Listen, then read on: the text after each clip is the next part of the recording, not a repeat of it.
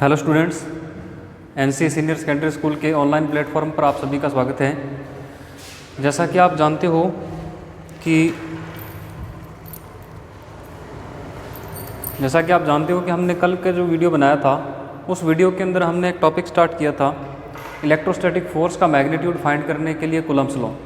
Okay, और उस Coulomb's law के अकॉर्डिंग हमने एक फार्मूला डेराइव किया था कि यदि वैक्यूम के अंदर 2 पॉइंट चार्जेस पड़े हुए हैं तो उन दोनों के बिटवीन जो इलेक्ट्रोस्टैटिक फोर्स लगता है उसका मैग्नीट्यूड होता है 1/4 pi epsilon not Q1 Q2 divided by R square.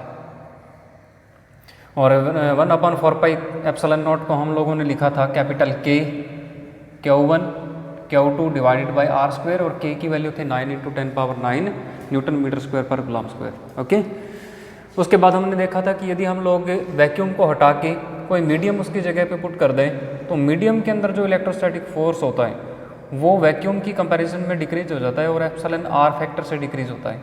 Epsilon R को हम लोगों ने बोला था रिलेटिव परमिटिविटी,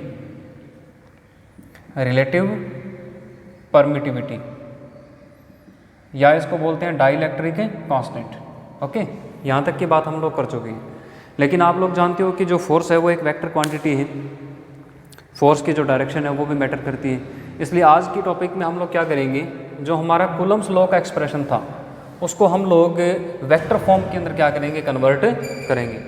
इट मीन्स आप ये समझ सकते हो कि vector form of Coulomb's law को अपन क्या करने वाले हैं, डिस्कस करने वाले हैं। तो आज का टॉपिक लेते हैं vector form of Coulomb's law. Vector form of Coulomb's law. इसके लिए आप लोग मान लें कि हमारे पास 2 पॉइंट चार्ज हैं। एक पॉइंट चार्ज है Q1 और दूसरा हमारा पॉइंट चार्ज है Q2 मैग्नीट्यूड का। वैक्यूम के अंदर पड़े हुए हैं और एक दूसरे से R डिस्टेंस पे पड़े हुए हैं।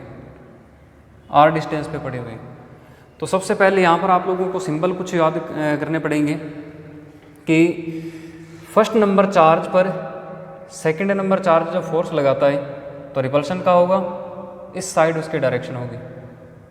उसको हम लोग रिप्रेजेंट करेंगे F12 वेक्टर से। Force on charge Q1 due to charge Q2। Okay, Q2 charge द्वारा फर्स्ट पर लगाया गया फोर्स कौन सा, F12 वेक्टर, और डायरेक्शन इसकी आउटवर्ड राइट हैंड साइड। इसी टाइप से Q1 चार्ज भी Q2 पर फोर्स लगाएगा और उसकी डायरेक्शन होगी इससे अपोजिट, इस डायरेक्शन में, और उसको आप लोग डिनोट करोगे F21 वेक्टर से।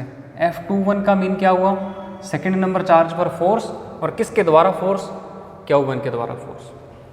सिंपल सी बात है। अब आप देखें, यदि हम Q1 से Q2 की ओर जाएं तो हमारा जो यूनिट वेक्टर होगा वो यूनिट वेक्टर हम लोग रिप्रेजेंट करेंगे किसके साथ है, R12 वेक्टर के साथ। R12 वेक्टर का मीन क्या है, unit vector in the direction from Q1 to Q2। इसी टाइप से जो हमारा यूनिट वेक्टर होगा Q2 से Q1 की तरफ, उसको हम लोग रिप्रेजेंट करेंगे R21 वेक्टर से। यदि हम Q1 चार्ज से Q2 की तरफ जाएं तो हमारा यूनिट वेक्टर रहेगा R12 वेक्टर, और यदि Q2 चार्ज से Q1 चार्ज की तरफ आए तो हमारा यूनिट वेक्टर रहेगा F21 वेक्टर। ओके, सिंपल सी ये बात आपके दिमाग में आनी चाहिए। अब अपन लोगों को ये पता है कि फोर्स की वैल्यू हमारे पास कितनी होती है, मैग्नीट्यूड कितना होता है, और मैग्नीट्यूड को यदि हम लोग किस में कन्वर्ट करना चाहते हैं, वेक्टर में कन्वर्ट करना चाहते हैं, तो हम लोगों को कुछ नहीं करना, सिर्फ उस मैग्नीट्यूड के एक्सप्रेशन के अंदर यूनिट वेक्टर से क्या कर देना है, मल्टीप्लाई कर देना है। ओके, तो इनमें से मैं कोई भी निकाल लेता हूँ, जैसे F21 निकाल लेता हूँ। Force on charge Q2 due to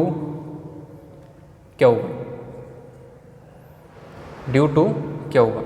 इसको मैं रिप्रेजेंट कर रहा हूँ किसके साथ, F21, और इसका जो मैग्नीट्यूड होगा वो आप लोगों को पता है कितना होगा, K Q1 Q2 divided by separation distance का स्क्वायर। सेपरेशन डिस्टेंस कितनी है इन दोनों के बीच में, r है, तो r का क्या कर दें, स्क्वायर कर दें। अब ये तो होगी इसकी मैग्नीट्यूड फॉर्म, हम पढ़ चुके हैं पहले इसको, लेकिन हमें इसको कन्वर्ट करना है किसके अंदर, वेक्टर फॉर्म के अंदर। तो मैं क्या करता हूँ, लेफ्ट हैंड साइड F21 के ऊपर वेक्टर लगाता हूँ, तो राइट हैंड साइड में मेरे को क्या करेक्शन करना पड़ेगा, राइट हैंड साइड में मेरे को करना पड़ेगा इस फोर्स की डायरेक्शन में जो यूनिट वेक्टर होगा उसके साथ मल्टीप्लाई करना पड़ेगा। तो F21 फोर्स की डायरेक्शन का जो यूनिट वेक्टर है वो अपना कौन सा है, R12 वेक्टर। इसके साथ इसको क्या कर दें, मल्टीप्लाई कर दें। तो ये हमारा जो फॉर्म बन गया, ये कौन सा फॉर्म बन गया, vector form of Coulomb's law. Simple सी बात है। करना क्या है आप लोगों को, ये कंडीशन लेनी है, 2 point charges Q1 Q2 magnitude के, R डिस्टेंस पर सेपरेट है।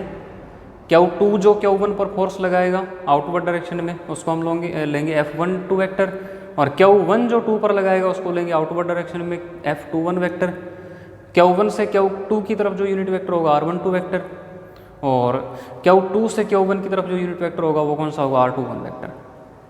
हम लोगों ने कोई भी एक फोर्स चुना, जैसे हम लोगों ने F21 वेक्टर चुन लिया, इसका एक्सप्रेशन लिखा, वेक्टर फॉर्म में कन्वर्ट करने के लिए मैंने क्या किया, F21 फोर्स के डायरेक्शन में। ये बात ध्यान रखनी योग्य है कि आप लोगों को जो फोर्स लिखना है उसी फोर्स की डायरेक्शन का जो यूनिट वेक्टर होगा उसके साथ क्या करना पड़ेगा, आप लोगों को मल्टीप्लाई करना पड़ेगा।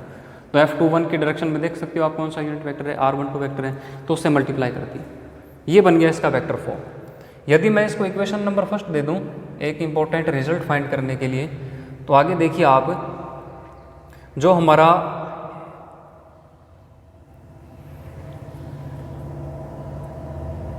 F12 वेक्टर होगा उसको आप कैसे फाइंड करोगे,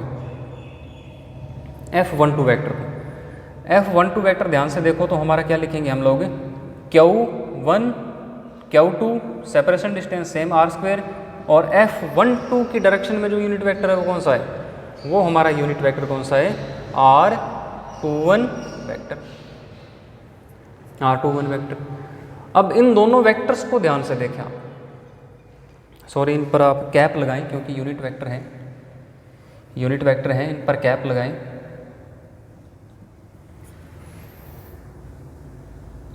ओनली डायरेक्शन के लिए कंसीडर किया है, कैप लगाएं इन पर। तो आप देख सकते हो कि ये दोनों जो यूनिट वेक्टर हैं R12 कैप और R21 कैप, ये दोनों अपोजिट डायरेक्शन में है। दोनों कौन से डायरेक्शन में है, अपोजिट डायरेक्शन में। तो मैं क्या लिख सकता हूँ, मैं लिख सकता हूँ कि जो हमारा R21 कैप है वो बराबर होगा minus of R12 vector, sorry cap. इसकी अपोजिट वेक्टर की डेफिनेशन हम लोगों ने 11th क्लास में पढ़ी हुई है। कौन से वेक्टर हैं ये दोनों अपोजिट वेक्टर हैं, अपोजिट वेक्टर हैं। और जब दो अपोजिट वेक्टर होते हैं तो वो इस फॉर्म के अंदर होते हैं, माइनस साइन के साथ। तो मैं यदि इस एक्सप्रेशन में R12 को रिप्लेस करना चाहूँ तो किसके साथ कर सकता हूँ, माइनस ऑफ R12 कैप के साथ रिप्लेस कर सकता हूँ। तो मैं दोबारा इसको रीअरेंज करके लिखता हूँ, F12 vector equal to Q1 Q2 over R², और इधर साइड हम इसको लिखते हैं minus of R12 cap. Minus को आप लोग बाहर निकाल लें पूरे एक्सप्रेशन से, तो ये बना हमारा Q1 Q2 over R² with negative sign और R12 कैप। अब आप लोग देखें कि इक्वेशन फर्स्ट के अकॉर्डिंग हमारा ये वाला जो ब्रैकेट का टर्म है, इतना इतना टर्म है, इसकी वैल्यू किसके इक्वल है, F21 वेक्टर के इक्वल है। तो आप इसको रिप्लेस कर दें by using equation first, by using equation first. इस फैक्टर को आप लोग क्या लिखें, F21 वेक्टर लिखें। तो एक रिजल्ट आएगा कि F12 वेक्टर इक्वल होगा माइनस ऑफ F21 वेक्टर। क्या मतलब निकला इसका, क्या कंक्लूजन क्या निकला हमारा इससे, कंक्लूजन ये निकला कि ये वाला जो फोर्स है F12 वेक्टर और F21 वेक्टर ये दोनों अपोजिट डायरेक्शन में होंगे, क्योंकि माइनस साइन लगा हुआ है, अपोजिट वेक्टर हो गई। इन दोनों की जो डायरेक्शन होगी वो अपोजिट होगी। इट मीन्स Q1 जो Q2 पर फोर्स लगाएगा और जो Q2 Q1 पर फोर्स लगाएगा वो दोनों एक दूसरे से अपोजिट डायरेक्शन में होंगे। लेकिन यदि मैं इन दोनों का मैग्नीट्यूड फाइंड कर रहा हूँ यदि इन दोनों का मैग्नीट्यूड फाइंड कर लूँ, मैग्नीट्यूड, तो आप देखें ध्यान से, मैग्नीट्यूड में हम क्या करते हैं, मॉडुलस करते हैं दोनों तरफ। तो मॉडुलस करेंगे तो इन दोनों का जो मैग्नीट्यूड है वो आके आएगा सेम हमारा, F12 इसके बराबर आएगा F21 के। तो दो इंपॉर्टेंट रिजल्ट निकले vector form of Coulomb's law के अकॉर्डिंग, दो अपने इंपॉर्टेंट रिजल्ट निकल गए कि यदि हमारे पास 2 पॉइंट चार्जेस हैं, r डिस्टेंस पर एक दूसरे से वो सेपरेट हैं, तो वो दोनों एक दूसरे पर क्या लगाएंगे, फोर्स लगाएंगे। उन फोर्सेज की डायरेक्शन एक दूसरे से क्या होगी, अपोजिट होगी, बट उनका जो मैग्नीट्यूड है वो मैग्नीट्यूड क्या होगा, सेम होगा, उसमें कोई भी चेंज नहीं होगा। तो ऐसा कौन सा हमारा एक नेचर का लॉ है जो ऐसा बोलता है कि हर एक जो एक्शन होता है वो इक्वल और अपोजिट क्या करता है, रिएक्शन करता है। या आप ये समझें कि यदि एक्शन और रिएक्शन होते हैं तो वो पेयर में होते हैं। ऐसा कौन सा हमारा नेचर का लॉ बोलता है, ऐसा बोलता है Newton's third law of motion.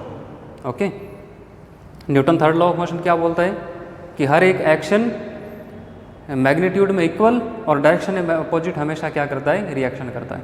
तो ये वाले जो दोनों हमारे रिजल्ट हैं ये उसके साथ क्या करते हैं, रिलेट होते हैं।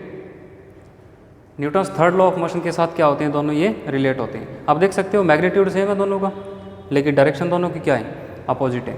तो इसका मतलब ये हुआ कि हमारा जो कूलम्स लॉ है वो कूलम्स लॉ नेचर के न्यूटन्स के थर्ड लॉ ऑफ मोशन का क्या करता है, सेटिस्फैक्शन करता है। सिंपल सी बात है, लिख सकते हैं हम लोग कि कूलम्स लॉ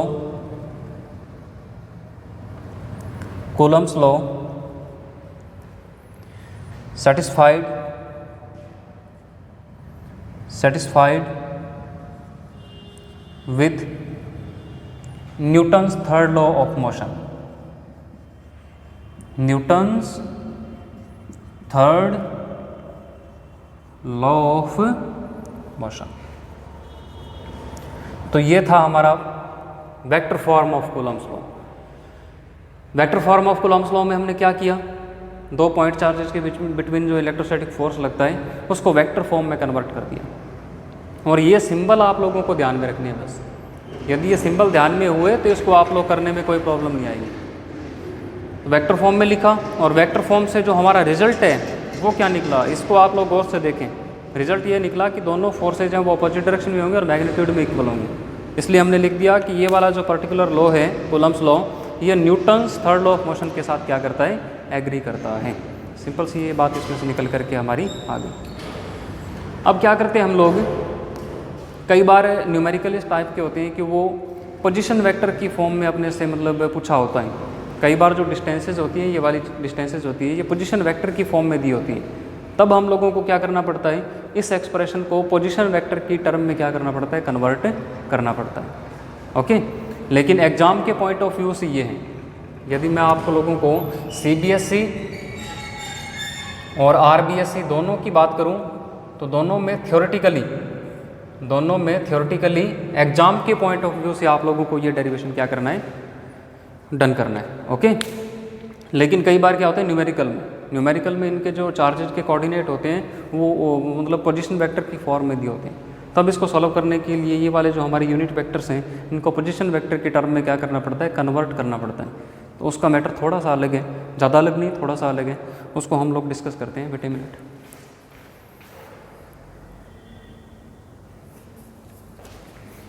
ओके, आज वो डिस्कस नहीं हो पाएगा क्योंकि फिर ज़्यादा वीडियो लेंथी हो जाएगा। ओके, तो आज हम लोगों ने इतना कर लिया। कल हम लोग क्या करेंगे, ये वाला जो हमारा वेक्टर फॉर्म है कूलम्स लॉ का, इसको पोजीशन वेक्टर की टर्म में क्या कर देंगे, हम लोग कन्वर्ट कर देंगे, जिससे हमारे RBSE और CBSE और अदर कम्पिटेटिव एग्जाम के जो न्यूमेरिकल्स हैं जो इस पे बेस्ड हैं वो क्या हो सके, अपन लोगों के कंप्लीट हो सके। ओके, तब तक के लिए नमस्कार।